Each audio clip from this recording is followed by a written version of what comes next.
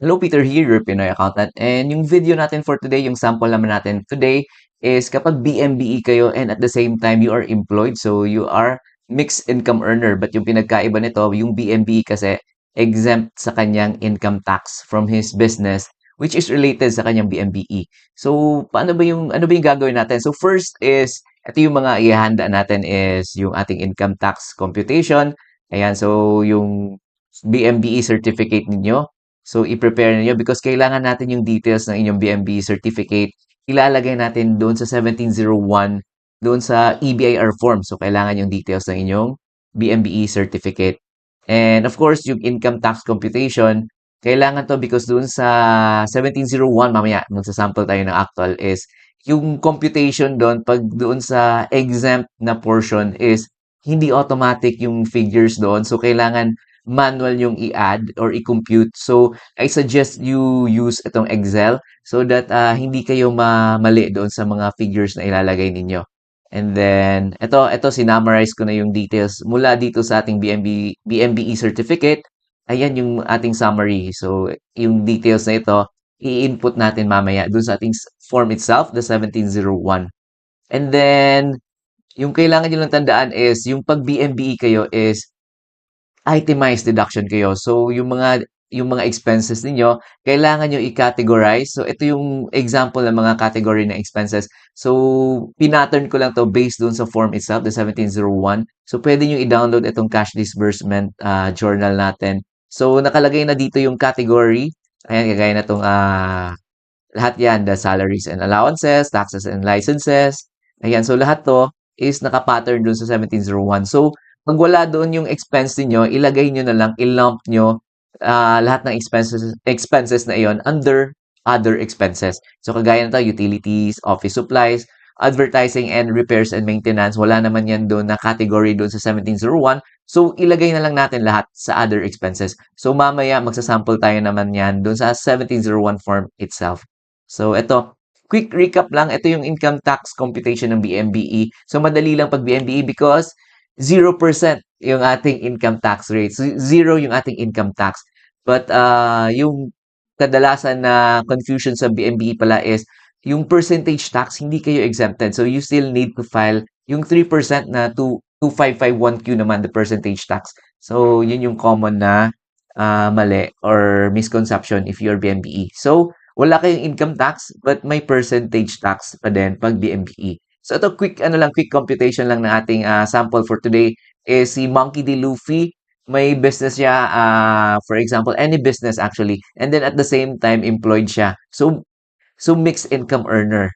Yung example natin for today, si Monkey D. Luffy. So example lang, nagbebenta siya ng mga t-shirts, ayan, mga merchandise ng One Piece. So ito yung example natin. Gross sales, this is for the whole year, 1 million. And then less natin yung sales returns, allowances, and discounts.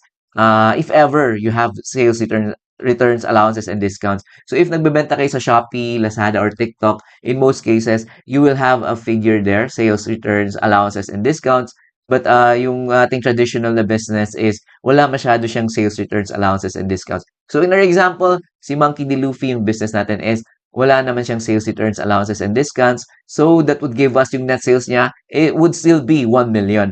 And then less natin yung cost of sales natin, kung magkano ba yung puhunan natin or magkano yung cost nung nabenta natin. For example, buy and sell kayo, magkano nyo ba nabili yung binibenta ninyo? So the cost of sales natin is, for example, 200,000. So net sales, less na yung cost of sales nyo or the cost of goods sold. Cost of goods sold, I mean, that would give us the gross income of 800,000. So from there, gross income, i-deduct natin yung mga ordinary and allowable. Ayan, allowable na wrong spelling pa si allowable. Ayan, allowable itemized deduction. So ano ba yung mga allowable itemized deduction? So these are ano, ayaw niya pang ano, ayaw niya magpa-correct. Ayan, allowable itemized deduction. So, these are, yung rule dito is dapat ordinary, necessary, and dapat supported by invoices. Na may mga kaakibat na valid invoices from your suppliers. Yan yung pag-itemized deduction kayo. So, pag walang valid invoice, hindi nyo siya claim as itemized deduction. But, BMBE naman tayo. So, in most cases, kahit yung mga suppliers natin is walang invoice, so hindi natin siya maki-claim, but yung result naman niya is still zero naman yung ating income tax due. So ayan. So ito yung mga example ng ating ordinary allowable itemized deduction: rental, taxes and licenses, ayan, transportation and travel. So, other expenses. So, ito yung nabanggit natin kanina. Pag wala dun sa category nung 1701, ilagay na lang natin as other expenses. So, yung total niyan ng ating ordinary allowable itemized deduction is 200,000. So, the gross income, 800,000. I-deduct natin yung ating allowable itemized deduction na 200,000. That would give us the net income or the taxable income of 600,000. And multiplied by our, again, 0%. So 600,000 multiplied by 0% is, magkano ba yung ating tax due? Is of course still zero. Ayan, so zero yung ating tax due. So from here, let's open our EBIR form. Yung gagamitin natin is 1701 version 2018. So dalawang form kasi yung nandun sa EBIR form. Yung the old one is walang nakalagay na version or V 2018. So yung V 2018 yung latest. So yun yung gagamitin natin. So yung ating example is si Monkey D. Luffy is employed din siya. So mixed income earner nga. So you will need itong 2316. So hingin nyo to sa inyong HR or sa payroll master because yung data dito is kailangan natin i-input dun sa 1701. So madali lang naman. So hindi nyo na kailangan i-worry kung paano na-compute to. So yung HR ninyo ang mag-compute or magbibigay ng 2316 ninyo. So kailangan lang natin yung mga details dito kagaya ng gross compensation ninyo. Ayan, yung inyong non-taxable compensation, and then magkano ba yung amount of taxes withheld from your compensation. So ito yung mga details na kailangan natin. So ito, again, open na natin yung ating EBAR form. So ito, open na natin yung ating EBIR form. So input nyo lang yung profile niyo, yung TIN ninyo, and then yung mga details naman nito is nandun naman yan sa inyong certificate of registration. So in my case, na-input ko na yan prior. So in-input ko lang yung TIN, and then automatic na lalabas itong ating profile. And then dito tayo sa list of BIR forms.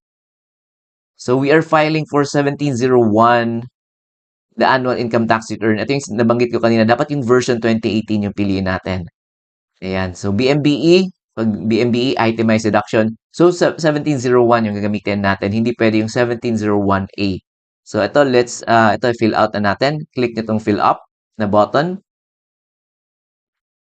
And then, okay. So, from here, ito, let's fill out for the year. We are still filing for the 2025 na annual ITR natin. And then, yung deadline is extended to May 15. So, amended return, this is no. Short period return as still no. So, check nyo lang yung background information of taxpayer if ano yung mga wala pang info dito or wala pang detail. So, the TIN, andyan na. So, the RDO code. And then, the taxpayer type. So, yung example natin is mixed income earner nga tayo.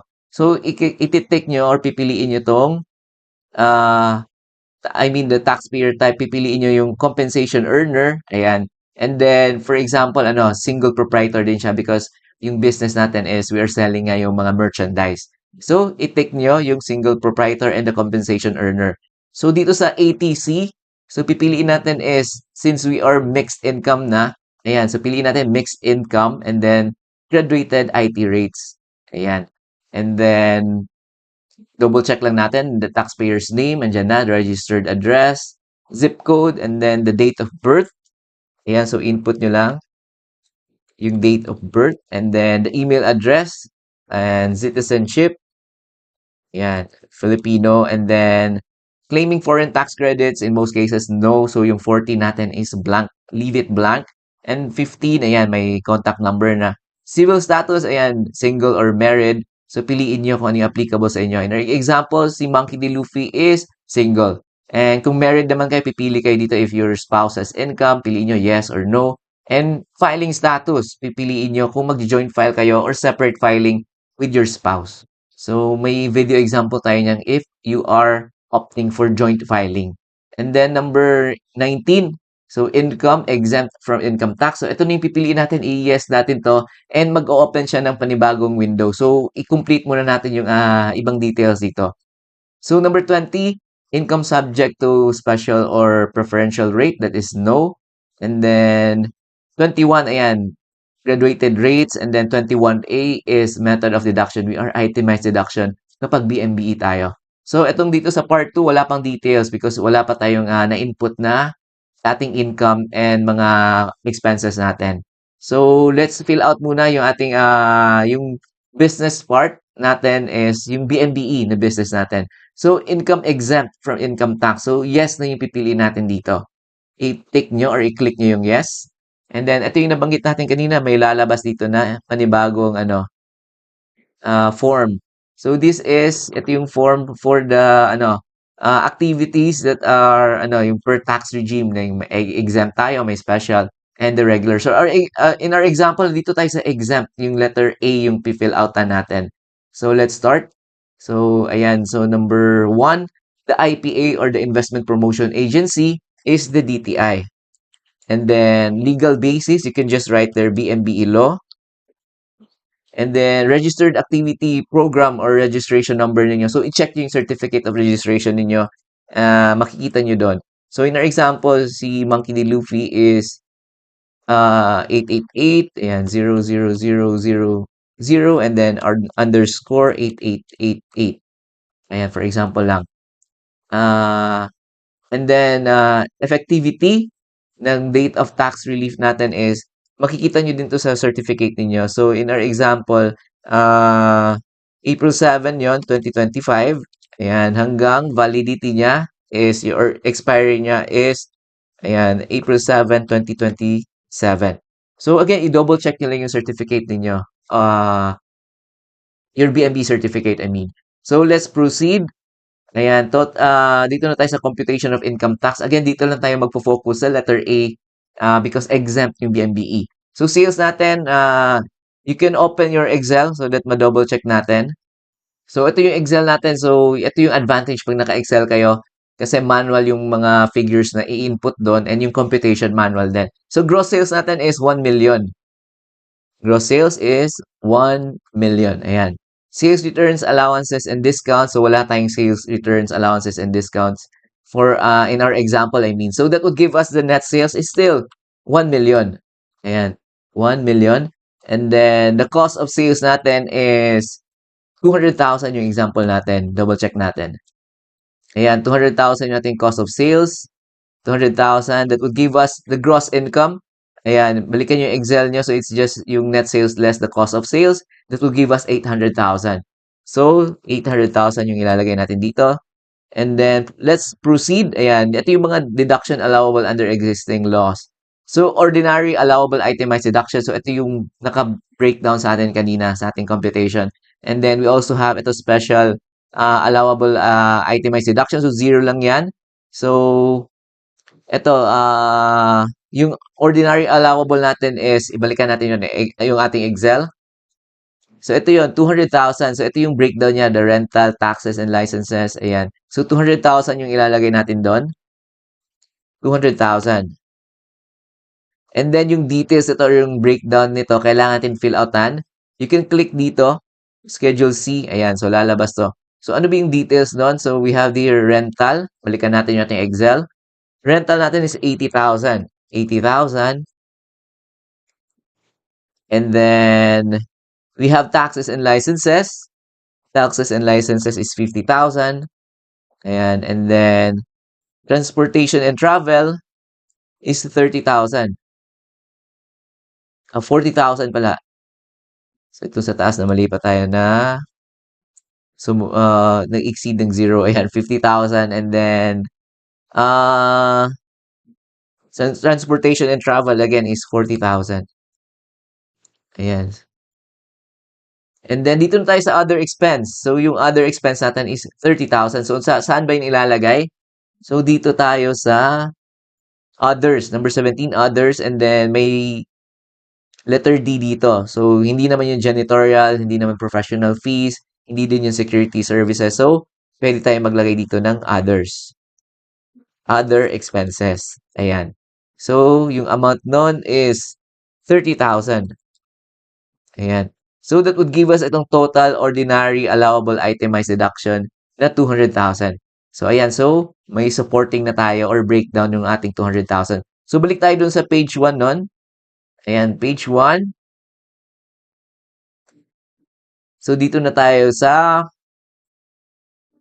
Special allowable item ay ito yung ordinary allowable itemized deduction. So 200,000 yun. So number 7 is special allowable itemized deduction 0. And then allowance for NOLCO is 0 din. Hindi din applicable in most cases. Hindi yan nag-apply. So yung net number 10 na tayo, kung OSD, hindi naman tayo OSD. And then net income or loss, ayan. So yung net income natin or loss is 800,000 less yung ating deduction. So that would give us 600,000. Ayan. So dito is number 12 is other non-operating income. So aside doon sa if may mga hindi registered na BMBE activity. So on top of that, if may mga other non-operating income kayo, not related sa inyong business. So diyan yung ilalagay. So in most cases, zero lang yan. So that zero din yung number 13. So amount received, share in income by a partner. So hindi naman tayo partner, so hindi yan nag-apply sa atin. So number 15, total other non-operating income is still zero. So yung total taxable income or loss natin is still 600,000. Ayan. So again, dito tayo sa number 17, the tax due na. So exempt tayo. So kahit ano pa yung taxable income natin multiplied by 0, that would give us tax due na 0. Ayan. So 0 tayo. So ayan. So tapos na tayo dito sa yung details ng ating exempt income. So yung next natin is i-click nyo itong back to main form. Ayan. So let's proceed sa page 2 na tayo. Ayan. So since ano tayo mixed income earner, ayan, so kailangan natin fill outan itong part 5 schedule 1 for the gross compensation. So sa taxpayer, name of employer. So i-check natin yung ating 2316. So ito yung ating employer, si Capsule Corporation, and yung TIN number niya nasa taas, 123456789. So yan yung kailangan natin ilagay doon. So name of employer, Capsule Corporation. And then yung TIN niya 123456789 and then 00000. So libang 0. And then let's proceed compensation income. So balikan natin yung ating 2316.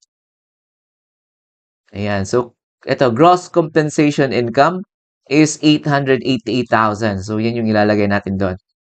Gross compensation is 888,000. And then tax withheld. So the tax withheld portion is itong 80,100. Ayan, 80,100. And then number 2, wala na tayong ilalagay dyan. If ever lang na may other employers kayo, pwede nyo ilagay dyan. So 3A na tayo. So yung total gross compensation natin is still 888,000. And then tax withheld, 80,100. So, ayan. So, let's proceed. Dito na tayo sa Schedule 2. So, ayan. Kita nyo, automatic siya fill out dito ng details. So, gross compensation again is 888,000. And dito na tayo sa non-taxable exempt compensation. So, balikan nyo yung inyong 2316. Ayan. So, sa 2316, makikita nyo sa number 20. Ayan. Less non-taxable exempt compensation na 200,000. 200,000 yung ilalagay natin dito. Ayan. So that would give us itong taxable compensation income na 688,000 and then tax due niyan is 80,100. So if pansin niyo yung tax due na 80,100 is same lang din dun sa tax withheld ng ating employer. So in most cases, ano lang yan, magkakabangga talaga yan. Equal na yung tax due ng ating compensation and the tax withheld ng ating employer. Kasi sa year-end, may mga adjustments na ginagawa if ever may mga overpayment kayo ng taxes, isa sa all-in naman yun sa inyo. If kulang naman, ayun. So magdededuct sila ng additional taxes. So in our example, ayan, 80,000 yung tax due. So automatic na kinumpute ni EBIR form. And then yung tax withheld natin is still 80,100. So zero lang yung payable natin doon sa ating compensation. So ayan, let's proceed. Double check lang natin ano pa yung mga details na kailangan. So page 3. So this is for the 8%, hindi ito applicable sa atin. So ayan, so schedule 5, hindi din applicable. Schedule 4, ayan, so may details na nakalagay dito.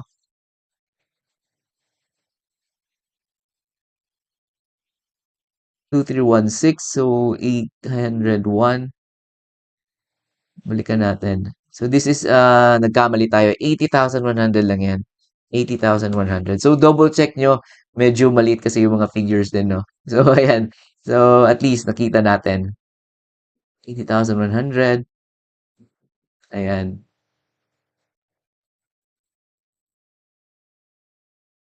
Then I think we are done. So dito sa tax relief, actually, exempt, pwede niyong fill outan yan. But yung sa panibagong form na 1701-MS, hindi na nire-require yon. So, pwedeng hindi na natin i-compute din because yung iba kasi, they are having difficulty in computing kung magkano ba yung tax due otherwise due kapag regular income tax kayo. So, para ano, so to solve that, ayan, so zero na lang yung ilagay nyo dyan sa be exempt. But if you, kung gusto niyo i-compute, you can compute, you can use the yung graduated tax table natin. So in our example, zero lang yung ilalagay natin. So that mas easier for us to file. So ayan, so balik na tayo sa page 1. So ito yung summary ng ating tax due, total tax payable. Tax due na 80,100, that is from our employment. Less the tax credits sa 2316 na withhold na ng ating employer, 80,100. So that will give us zero lang yung ating tax payable. So ayan, zero din yung ating penalties. Ayan, because we're still within the deadline. May 15 pa yung deadline naman in-extend. So total penalty, zero. So the total amount payable is zero.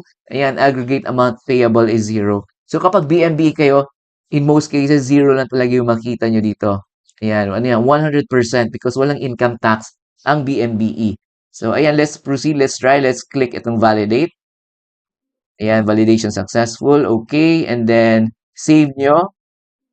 And then print nyo PDF so that may PDF copies kayo nung inyong na-file or the final 1701 or the income tax return na na-file niyo. And then the last step na tayo, ayan, submit final copy, click nyo. Ayan, please ensure you have internet access because kapag mahina yung internet nyo, pwedeng mag-fail yung ating pag-submit. So are you sure you want to submit? Okay. Ayan, and then ito yung terms of service agreement. I-click nyo lang yung okay.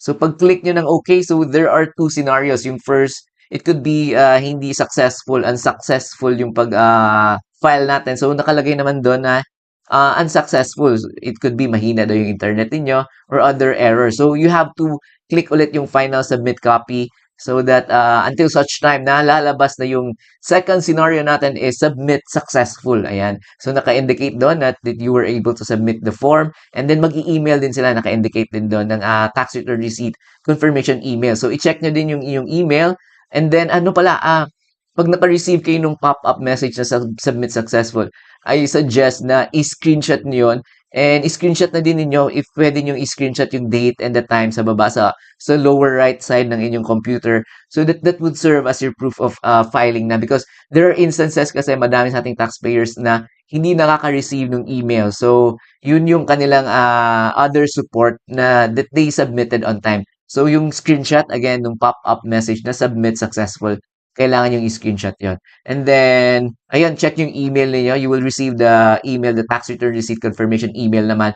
Yung iba, within hours lang, like within the day, and others are 3 to 5 days. So, depende kasi sa system ng BIR. But in my experience, ayun, na-receive ko naman within the day. So, another option pag hindi talaga nyo ma-receive is like for weeks na and malapit na yung deadline is to refile. So, may video tayo kung paano nyo i-refile yung inyong 1701 or yung annual income tax return ninyo. So, yun. Yun lang ating video for today. My name is Peter, your Pinoy accountant. If may mga tanong kayo, just comment down below. I'll do my best to answer your questions, especially na-extend naman yung ating deadline. So, may chance pa tayo to submit our annual ITR na walang penalties. Ayan, comment lang kayo. And I will also do videos kagaya na to if madami nagtatanong.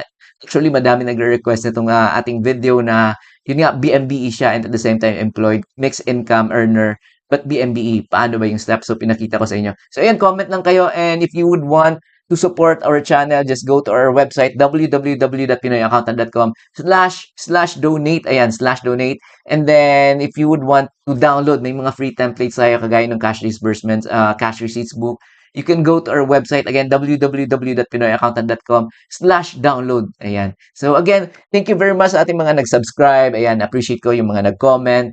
Super thank you sa mga nag-share ng ating videos. Ayan, super thank you. Ayan, and I'll do my best to upload more videos pa. So yan, comment lang kayo and then subscribe. And again, thank you very much and I'll see you in our next videos.